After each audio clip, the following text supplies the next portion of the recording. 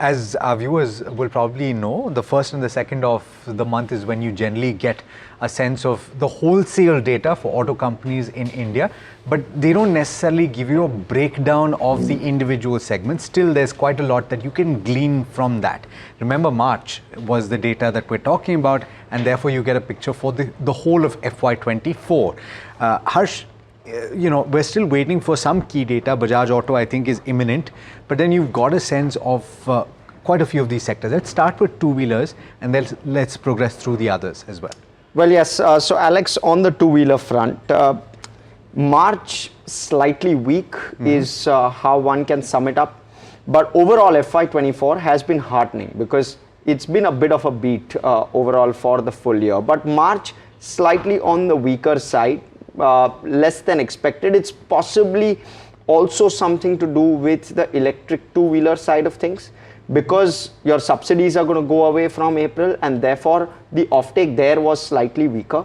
On the retail side of things, of course, strong numbers, but when you're looking at the OEM or the manufacturers selling to retailers, that number was a bit softer on the March side. In fact, it saw a bit of a decline as well. So, and Hero was significantly below expectations. I think the expectation was for a positive number in the month gone by in March, but they reported a decline in sales volume. Yes. So, in fact, if we can have those numbers, Hero, in fact, was on your screen.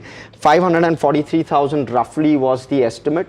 It's come in at just about 490,000. So, around your 10% off versus your estimate. So, yes, Hero probably leading the trend there. TVS was slightly better, but it saw growth of 12% and thereby better. But outside of that, it was still below expectations as well. Oisha, well, choose to believe that till it's range bound, till it doesn't hit the 80,000 kind of mark in a sustainable kind of way. It's currently at roughly 76,000.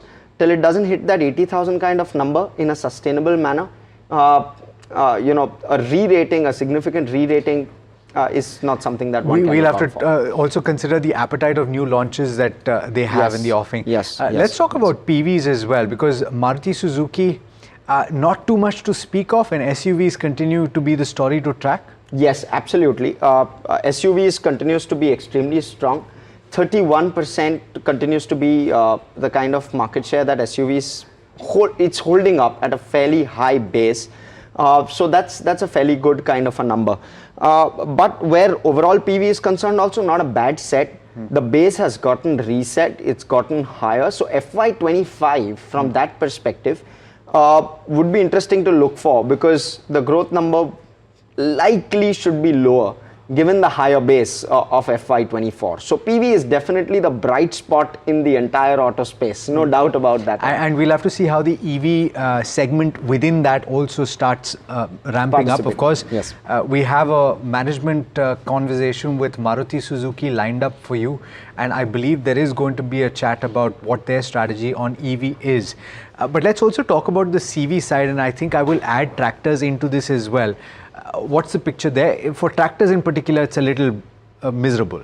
Yes. So I'll choose to have two separate conversations there. One on the CV side of things, weak set of numbers, that seems to persist. And the expectation is that it should persist even into FY25. Of course, you have some commentary where Tata Motors is suggesting that Q2 FY25 onwards, possibly you could start seeing a pickup in CV. But overall, analysts still seem to be quite soft in terms of their outlook on CV going into FY25 and for FY25. So that's the outlook on the CV side of things. On the tractor side of things, things could be slightly different. It could depend on monsoons, it could depend on Rabi crop, it could depend on, so there are several factors which will as of now, it's not looking good. No, not looking good at all for tractors either. Of course, seasonality also coming into play a little bit. Also the early festive season also could possibly start to is possibly also playing out. So to me, Hersh, what seems to be the big takeaway as things stand is that rural consumption is a bit of a question mark at this point, because generally you would associate your motorcycle sales and read Hero MotoCorp in this and tractor sales, which is by definition something that's driven by rural, and both of those are languishing.